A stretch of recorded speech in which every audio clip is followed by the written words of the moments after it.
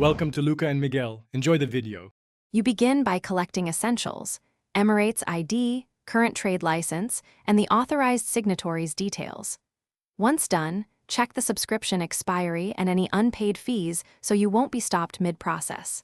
Next, log into the Dubai Trade Portal using your company ePortal credentials or the registered email.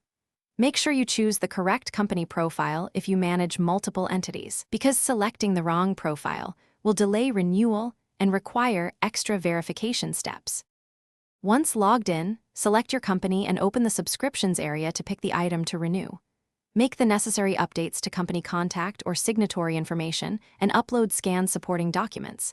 The system validates formats and sizes, so follow prompts. Then choose your payment method, e-pay, corporate account, or card, and confirm the payable amount.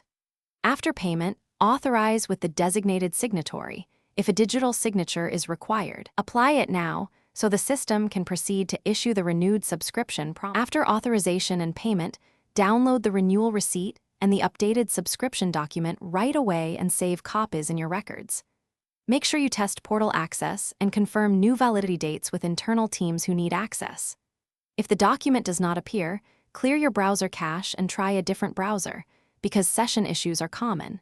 If that fails, contact Dubai Trade Support or your PRO for verification. Keep the transaction ID handy when you call so they can locate your case quickly.